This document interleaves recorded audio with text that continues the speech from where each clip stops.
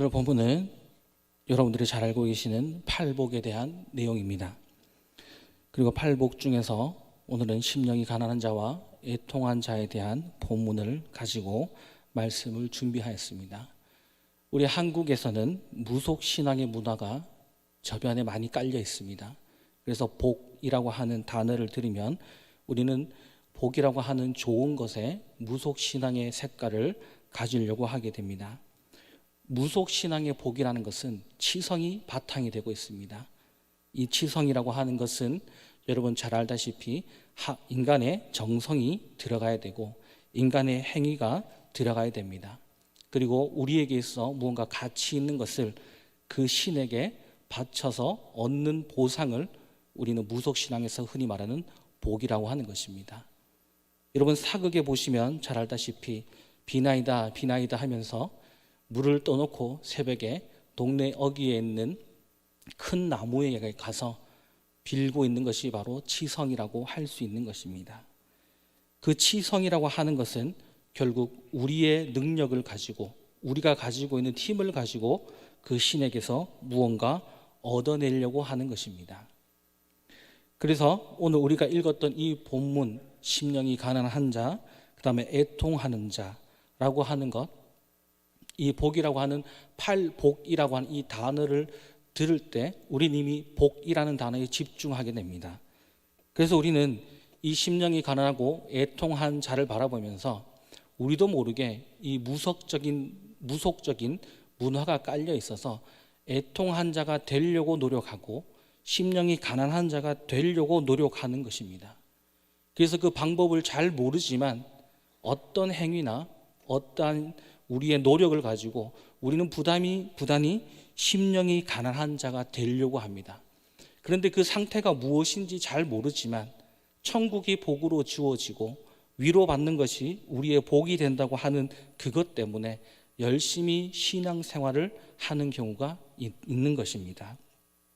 물론 우리는 열심히 신앙생활을 해야 되지만 이 복에 대한 것이 우리가 알고 있는 복과 성경에서 말하고 있는 복은 차이를 가지고 있는 것입니다. 우선 우리가 잘 알고 있듯이 이 기독교라고 하는 것은 은혜의 종교인 것입니다. 은혜라고 하는 것은 무엇입니까? 무속신앙, 즉 인간이 만들어낸 신앙과 복과 다르다고 하는 것입니다. 은혜라고 하는 것을 우리는 많이 듣고 있지만 은혜 받았습니다, 은혜 받았습니까? 은혜밖에 없습니다 라고 하는 말을 듣고 있지만 이 은혜는 여러분 잘 알다시피 값없이 주어지는 것입니다. 그래서 은혜라고 말할 수가 있는 것입니다. 치성과는 다른 부분이 바로 여기에 있는 것입니다. 치성은 나의 노력과 대가로 얻는 것이라면 은혜는 나의 노력과 대가가 아니라 하나님께서 거저 주시는 것입니다. 그리고 기독교를 설명할 때 우리는 십자가를 빼놓을 수 없습니다. 이 십자가 또한 우리를 은혜 가운데로 이끌고 있는 하나의 요소입니다. 가장 큰 요소이며 그리고 구원을 이야기할 때 빠질 수 없는 것입니다. 우리는 우리가 먼저 십자가를 바라본 적이 없습니다. 그리고 우리가 올바른 신앙생활 하기 전에 우리가 먼저 십자가를 찾고 하나님을 찾은 적이 없습니다.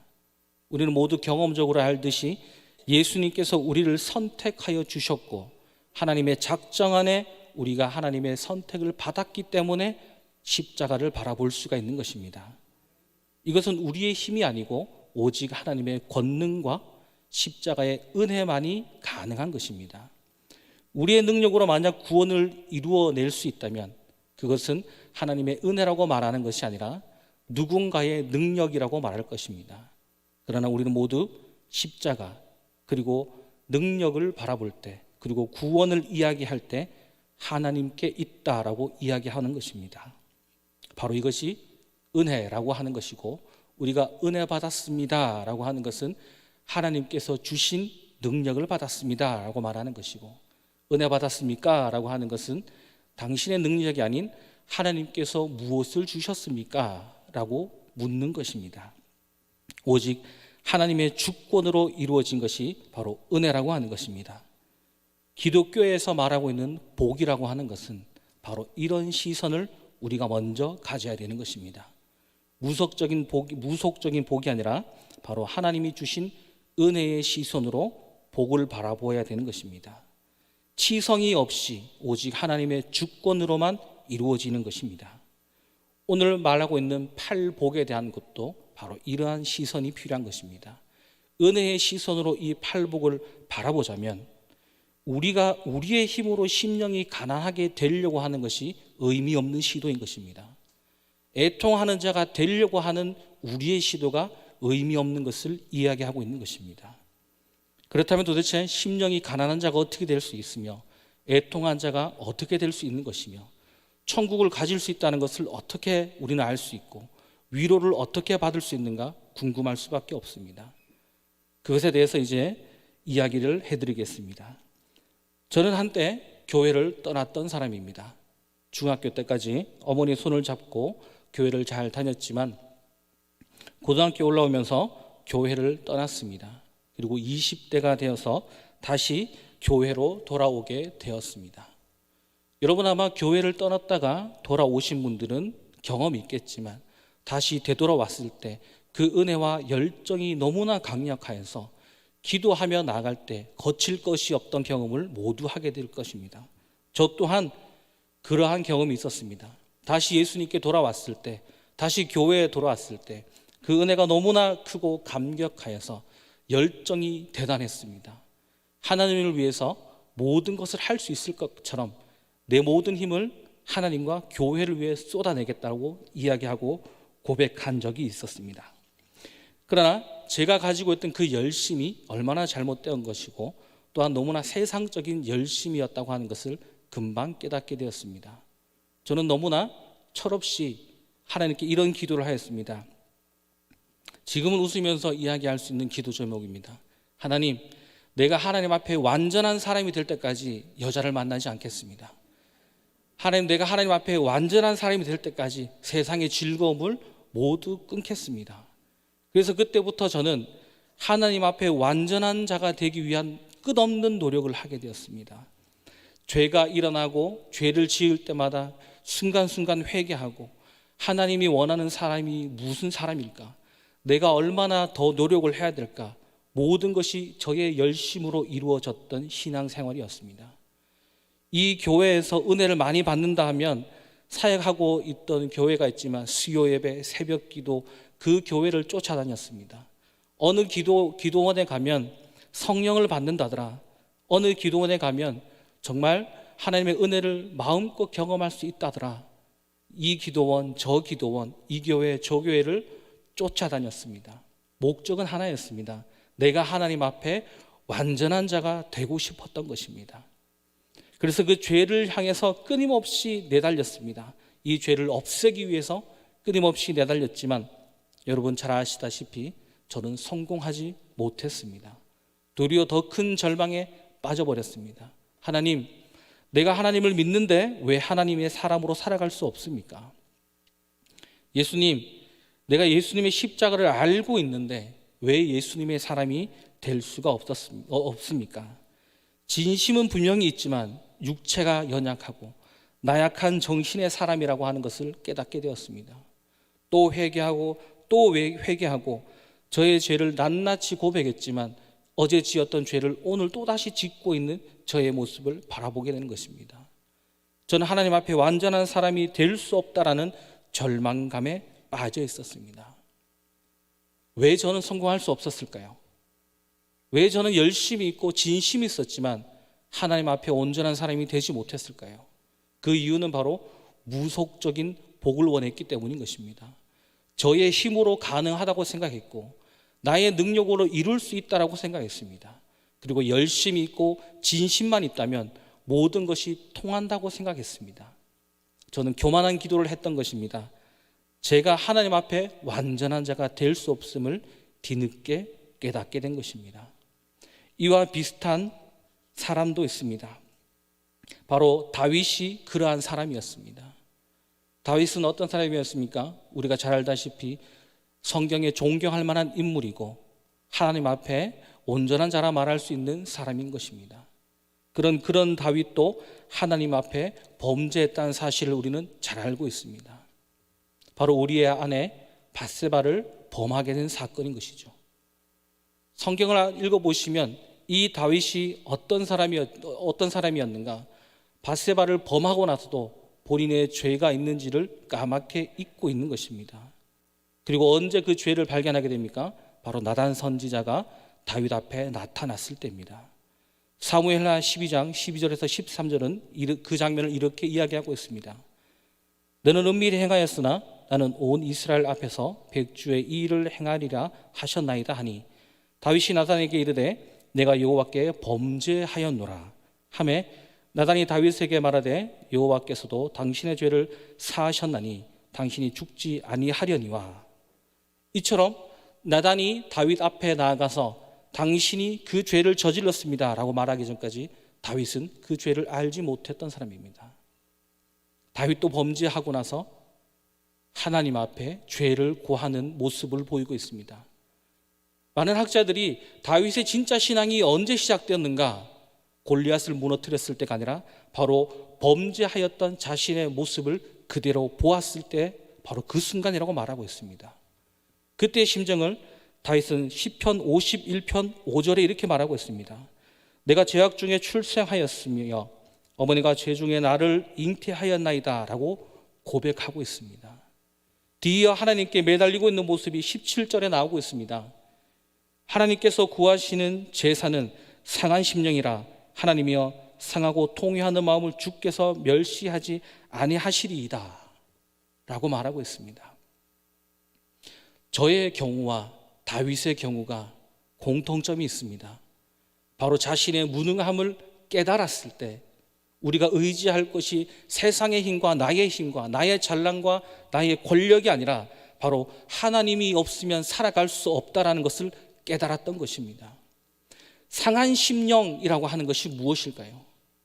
가난한 심령, 심령이 가난하고 마음이 가난하다는 것은 무엇을 뜻할까요? 가난하다고 하는 것은 내가 채울 수 없는 것을 이야기하고 있는 것입니다. 우리는 우리의 능력으로 하나님 앞에 나가려 하고 우리의 능력으로 하나님 앞에 무언가 이루려고 합니다. 왜일까요? 우리가 이루었던 무언가를 가지고 하나님 앞에 복을 강구하기 위해서입니다. 그러나 하나님이 오늘 우리에게 말씀하고 계시는 심령이 가난한 자가 천국이 저희 것이라 말했습니다. 내가 아무것도 아님을 깨달아서 하나님 당신이 없으면 나는 오늘을 살아갈 수 없습니다라고 고백하는 자에게 천국이 있다라고 말하고 있는 것입니다. 나의 능력이 아니고 내가 가지고 있는 배경이 아니고 오직 하나, 하나님 당신이 없으면 나는 오늘도 죄인으로 살아갈 수밖에 없음을 이야기하는 것입니다. 바로 회개가 일상이 되는 삶을 이야기하고 있는 것입니다. 우리는 흔히 서로에게 인사할 때 풍성한 마음을 가지라고 말하고 있습니다. 풍요로운 마음을 가지라고 말하고 있습니다. 풍요로운 마음은 무엇일까요? 내가 가진 것이 너무나 많아서 하나님을 필요치 않는 상태를 이야기하고 있는 것입니다. 우리는 복이라고 하면 바로 그런 것을 이야기하고 있습니다. 그러나 하나님이 우리에게 말하고 있는 것은 우리가 가진 것에 근거하는 것이 아니라 모든 것을 하나님에 근거하여 살아가는 자를 이야기하고 있는 것입니다. 이 다윗과 비슷한 자가 바로 사도 바울이 있습니다. 여러분 잘 알다시피 사도 바울의 배경은 아쉬울 것이 없는 사람입니다. 지식이 있는 사람이고 가문이 있는 사람이고 시민권을 가지고 있는 사람인 것입니다. 그 사도 바울이 예수 믿는 자를 죽이던 이유는 무엇입니까? 열심이 있었기 때문인 것입니다. 열심이 너무 강해서 본인이 가지고 있는 이 지식이 맞다라고 생각하고 본인이 가지고 있는 이 배경과 자신이 살아온 것이 맞다라고 생각하기 때문에 그는 그 열심을 가지고 예수 믿는 사람을 해치려 다니고 있고 그것이 본인은 맞다라고 생각했던 것입니다. 오직 자기 자신에게 근거했던 것만이죠. 그러나 다메섹에서 예수님을 만난 후에 그의 고백은 뒤바뀌었습니다. 빌립보서 3장 6절에서 8절의 말씀을 보면 열심으로는 교회를 박해하고 율법의 의로는 흠이 없는 자라.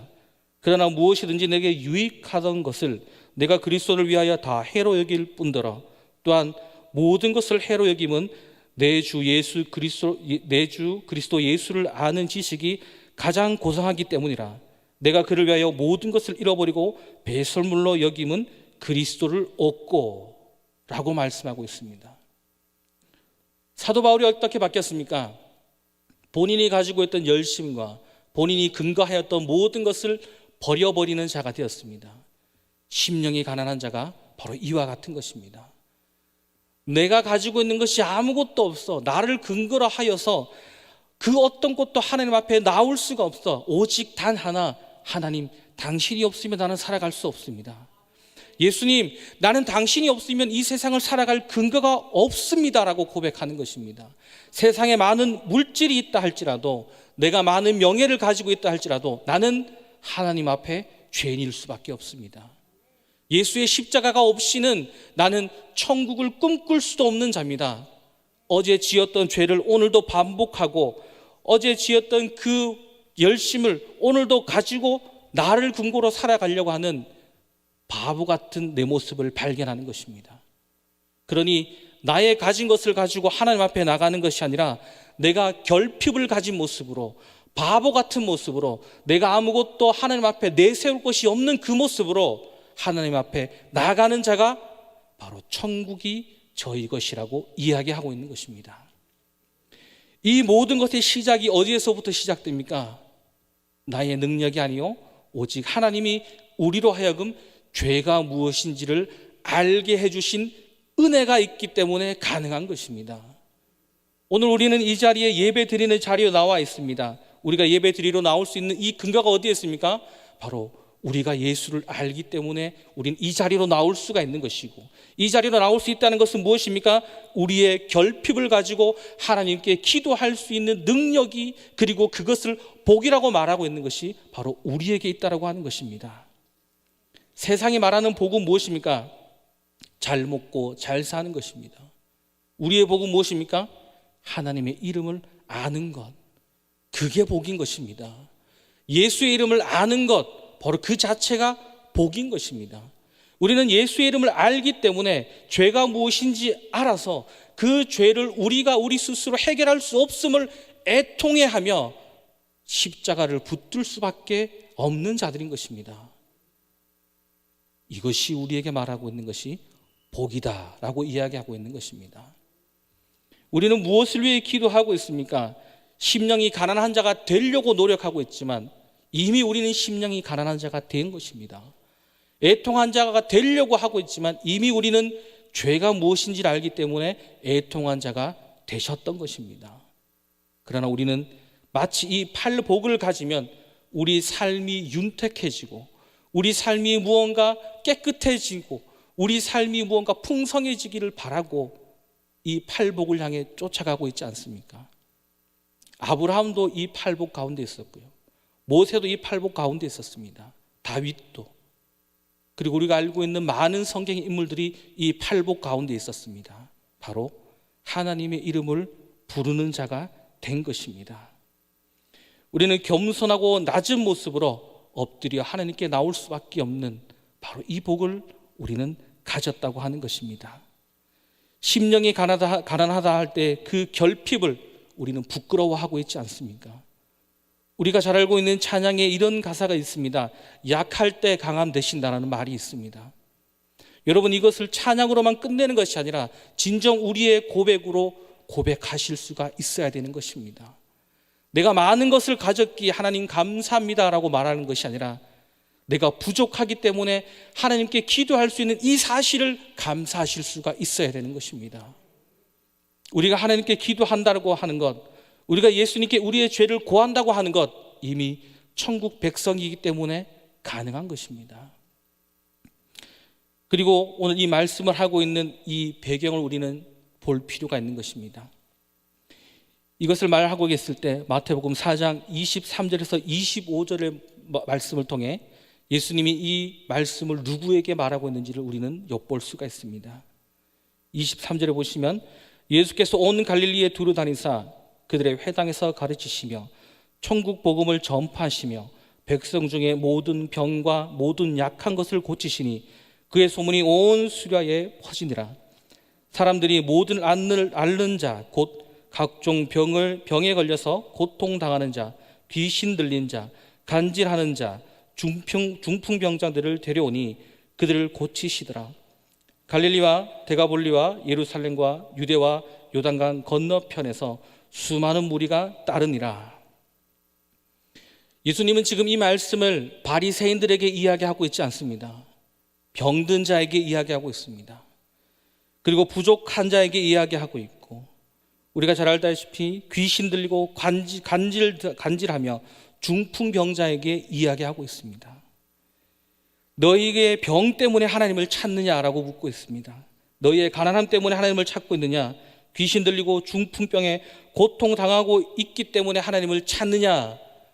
너희가 너희 스스로 어찌할 수 없어 하나님을 찾고 있느냐? 너희는 복되도다 이야기하고 있습니다. 우리는 언제 하나님을 찾고 있습니까? 우리는 언제 하나님을 간구하며 찾으며 하나님께 기도하고 있습니까? 혹시 우리는 무석적인 복을 가지고 하나님, 내가 이것이 필요합니다. 이것을 채워주십시오. 하나님, 나는 이것을 가져야 되겠습니다. 하나님, 오늘 이것을 저에게 주십시오 라고 기도하고 있습니까? 오늘 하나님이 기다리시고 있는 기도와 하나님이 기다리고 있는 자는, 하나님, 내가 죄를 어찌할 수 없습니다. 하나님, 나에게 필요한 것은 물질이 아니라 하나님의 보호하심이 필요합니다. 하나님, 이 병을 가지고 있습니다. 이 병이 내가 어찌할 수 없어서 하나님을 찾을 수밖에 없습니다. 하나님, 세상에 온갖 좋은 방법이 있지만 하나님의 이름만을 간구하겠습니다. 바로 이것이 하나님 앞에 심령이 가난한 자로 살아갈 수 있는 것입니다. 우리의 죄를 들고 어리석은 모습으로 내가 하나님 앞에 나의 능력으로 일어서는 것이 아니라 나의 능력의 무능함을 깨달아서, 하나님, 당신의 이름밖에 없습니다. 예수님, 당신의 십자가가 없이는 나는 아무것도 없고 이 예배당에 들어올 수도 없는 자이니 하나님, 오늘 하루도 나를 죄 가운데서 지켜주시옵소서. 하나님, 어제 지었던 그 죄가 오늘도 나를 유혹하고 있습니다. 하나님, 이 죄 가운데 빠진 나를 지켜주시옵소서. 우리는 얼마나 하나님 앞에 나의 무능함을 이야기하고 있습니까? 우리는 얼마나 하나님 앞에 나의 결핍을 이야기하고 있습니까? 우리의 기도는 어느 방향으로 가고 있으며 하나님의 뜻은 어디에 있다라고 생각하십니까?